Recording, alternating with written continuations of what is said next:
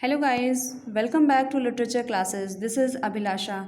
I have completed my MPhil and PG in English and I also have qualified my NET exam in English. Today in this video I am going to discuss about history of English literature, which is the basic concept of English literature, and it is very important for all aspirants of English literature.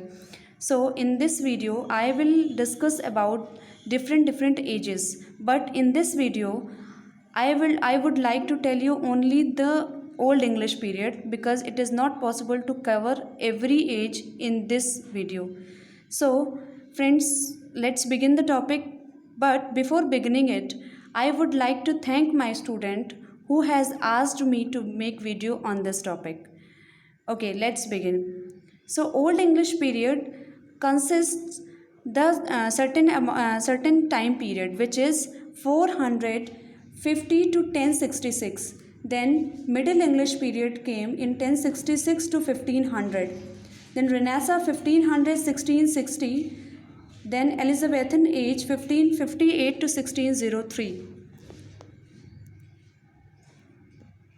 1603. Then 1603 to 1625 Jacobean age, 1625 to 49 Caroline age, 1649 to 1660 Commonwealth period, 1600 to 1785 Neoclassical period, 1660 to 1700 the Restoration period, 1700 to 1745 Augustan age, the 1745 to 85 age of sensibility, 1785 to 32 the Romantic period came. Then 1832 to 1901 the Victorian period came, and then 1848 to 1860 pre-Raphaelites, 1880 to 1901 aestheticism and decadence period, 1901 to 1914 the Edwardian period, 1910 to 36 the Georgian period, 1914 the modern period, and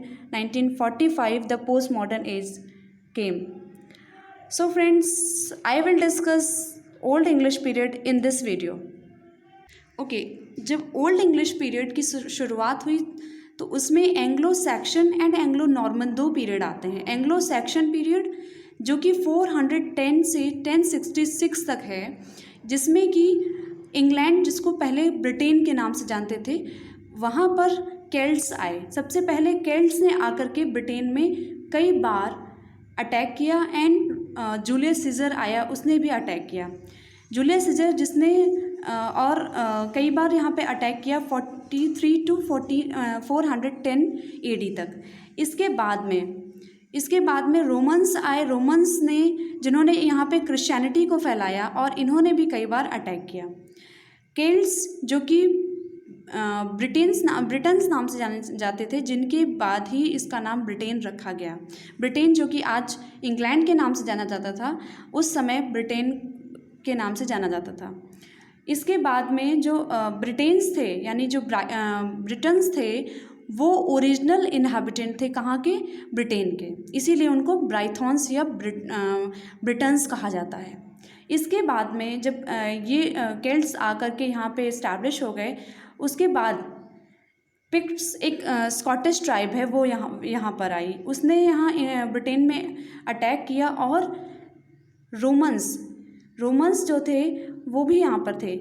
उन्होंने क्या किया, एक Romans ने अपने आप को Picts के attack से बचाने के लिए हेड्रियन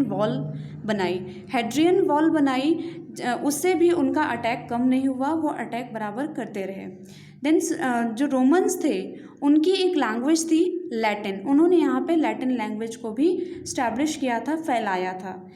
इसके बाद में रोमन्स ने ये डिसाइड किया कि हम ब्रिटेन से विड्रॉ कर देंगे और हम यहाँ से चले जाएंगे. तो उन्होंने जब यहाँ से जाने का डिसीज़न ले लिया और यहाँ से चले भी गए अपने आप को डिफेंड करने के लिए, फिर भी रोमन्स ने वहाँ पर अटैक करना कंटिन्यू किया. जब रोम में अटैक कंटिन्यू हुआ, इसी वजह से रोमन्स वहाँ से चले गए. अब जब रोमन्स वहाँ से चले गए तो पिक्ट्स जो थे, उन्होंने अभी भी अटैक कंटिन्यू किया. अटैक कंटिन्यू करने के बाद में जो वहाँ के केल्ट्स थे, उन्होंने ये डिसाइड किया कि वो 3 ट्राइब्स की हेल्प लेंगे. वो 3 ट्राइब्स कौन कौन सी थी? Angles, Saxons and Jutes. इन तीनों की उन्होंने हेल्प लेने को डिसाइड किया। जब उन्होंने इन तीनों की हेल्प लेने का डिसाइड किया तो वो तीनों ट्राइब्स कहाँ से आई? नॉर्दर्न जर्मनी से आई। नॉर्दर्न जर्मनी से स्कैंडिनेविया थ्रू सी के द्वारा आई वो यहाँ पे, सी होते हुए, और इन्होंने यहाँ पे आकर के बहुत ज़्यादा स्ट्रॉन्ग ट्राइब थी, उन्होंने इससे फाइट किया। इसके बाद में उन्होंने जो है इस यहाँ पे ये 3 ट्राइब्स थी, इसमें एंगल्स, सैक्सन्स और जूट्स, ये तीनों ट्राइब्स यहाँ पे कुछ दिनों तक सर्वाइव करती रही। इसके बाद में इन्होंने क्या किया? ओल्ड इंग्लिश लैंग्वेज को, ये चूँकि बहुत स्ट्रॉन्ग थे, इन्होंने ओल्ड इंग्लिश लैंग्वेज को जो है क्या किया? यहाँ पर फैलाया। इसके बाद में बीडे जो 8th सेंचुरी में आए थे, जिन्होंने इक्लेसिटिकल हिस्ट्री ऑफ इंग्लिश पीपल लिखा है। ये बीडे थे जिन्होंने काफ़ी हद तक इंग्लिश लैंग्वेज को आगे बढ़ाया है। इसके बाद में एंग्लो सेक्शन लिटरेचर में जो कुछ इम्पॉर्टेंट वर्क आते हैं उनके बारे में आपको बता देते हैं। विट्सिथ आया, बेवुल्फ आया, जो कि एक नेशनल एपिक कंसिडर किया जाता है, जिसमें 3182 यानी 3182 लाइन्स हैं और ये एलिट्रेशन में लिखा गया है।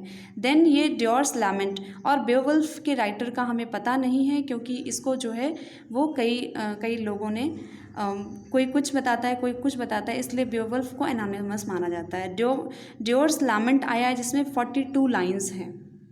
जब हम इंग्लिश लैंग्वेज के डेवलपमेंट की बात करते हैं तो यहाँ पे हमें 4 मैन्युस्क्रिप्ट्स मिलती हैं। 4 मैन्युस्क्रिप्ट्स में Exeter book, Junius manuscript, Vercelli book और नोवेल कोडेक्स ये आते हैं। अब यहाँ पे कुछ लिटरेरी फिगर्स थे जिन्होंने कुछ स्पेशल और ये कह सकते हैं आप कि कुछ ऐसा नोटिफाइड किया था जिससे कि लोगों को काफ़ी हेल्प मिली थी इंग्लिश को वहाँ पे बढ़ावा देने में। तो इसमें कौन कौन आते हैं? केडमन आते हैं, सिनवुल्फ आते हैं, एडहेल्म आते हैं, बिगड़े आते हैं, Alfred the great. Alfred the great जिनको इंग्लिश प्रोज, इन्होंने इंग्लिश प्रोज में बहुत सारा काम किया था।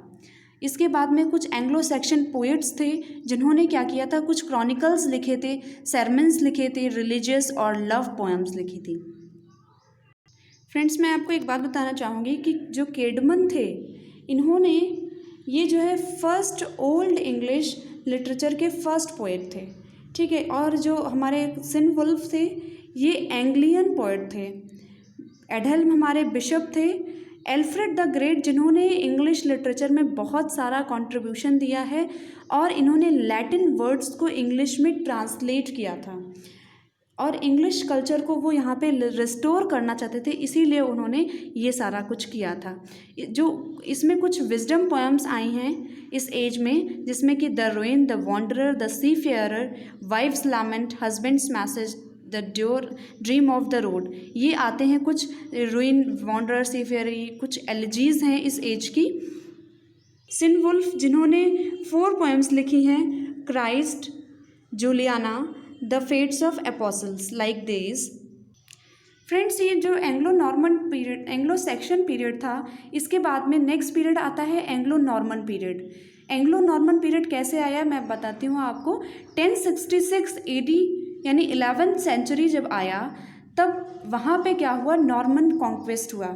ये नॉर्मन कॉन्क्वेस्ट क्या है? नॉर्मन कॉन्क्वेस्ट में एक जो है विलियम द कॉन्करर था। विलियम द कॉन्करर जो कि ड्यूक ऑफ नॉर्मंडी था, उसने क्या किया? वो 7000 नॉर्मन्स के साथ में 700 शिप्स को लेकर के सी के रास्ते से वो यहाँ इंग्लैंड में आया। इंग्लैंड में आ करके उसने इंग्लैंड पे अटैक किया। उस समय एंग्लो सेक्शंस का जो किंग था वो था हेरोल्ड गॉडविंसन, जिसको हेरोल्ड सेकंड भी कहा जाता है। हेरोल्ड गॉडविंसन वहाँ पे था। इसको उसने विलियम फर्स्ट यानी विलियम द कॉन्करर ने इसको बैटल ऑफ हेस्टिंग्स में इसको डिफीट किया। ये वॉर कई दिनों तक चला, बहुत ज़्यादा टाइम तक ये वॉर चला। उस बैटल ऑफ हेस्टिंग्स में विलियम द कॉन्करर की विजय हुई, विक्ट्री हुई, जिससे कि जो है विलियम द कॉन्करर ने वहाँ पे एंग्लो नॉर्मन पीरियड को वहाँ पे इस्टेब्लिश किया। एंग्लो नॉर्मन पीरियड क्यों क्योंकि वो जो है नॉर्मन्स का राजा था, और कहाँ से था, नॉर्मेंडी से। नॉर्मेंडी एक प्लेस है, वहाँ से वो था। उसने क्या किया, यहाँ पर विलियम द कॉन्करर ने यहाँ पर एंग्लो नॉर्मन पीरियड को इस्टेब्लिश किया है। और ये जो उसने इस बैटल ऑफ हेस्टिंग्स को जीता है, जिसको हम नॉर्मन कॉन्क्वेस्ट कहते हैं, ये 1066 में हुआ था। इसके बाद जो विलियम द कॉन्करर था, ये जो नॉर्मन्स थे यहाँ पे, वो सारे जो है वो फ्रेंच लैंग्वेज बोलते थे, और यहाँ पे ओल्ड इंग्लिश थी। और यहाँ पे जो है जो मिडिल इंग्लिश फॉर्म हुई है, वो कैसे फॉर्म हुई है, यहाँ जो हाई क्लास हाई प्रोफाइल लोग थे वो फ्रेंच बोलते थे, जो लोअर क्लास मिडिल क्लास लोग थे वो इंग्लिश बोलते थे। तो इन दोनों की लैंग्वेज जब मिक्स हो गई तो वो ओल्ड इंग्लिश बन गई या मिडिल इंग्लिश बन गई। इसके बाद में यहाँ पे बहुत सारा चेंजमेंट आया, लिटरेरी वर्क्स आए, बहुत एजुकेशन पे बहुत फोकस किया गया, बहुत स्कूल्स इस्टेब्लिश करने में, पढ़ाने में, इन सब चीज़ों में बहुत ज़्यादा ध्यान दिया गया, और काफ़ी सारे लिटरेरी वर्क्स भी आए। कुछ लिटरेरी वर्क्स आए हैं जिसमें ऑर्थोरियन लेजेंड्स, बेओवुल्फ, हिस्टोरिया रिगम ब्रिटेनी आया है। तो जो बेओवुल्फ है उसके बारे में आपको बता दूं। जो बेओवुल्फ है, ये बेओवुल्फ एक लेजेंड पे बेस्ड है, एक हीरोइक फिगर पे बेस्ड है। ये बेओवुल्फ जो कि एक ग्रैंडल मॉन्स्टर होता है, उसको मार देता है किंग ह्रॉथगर ने एक मीड हॉल बनवाया था। उस मीड हॉल में ये गपशप किया करता था अपने फ्रेंड्स के साथ में, अपने और अदर किंग्स के साथ में।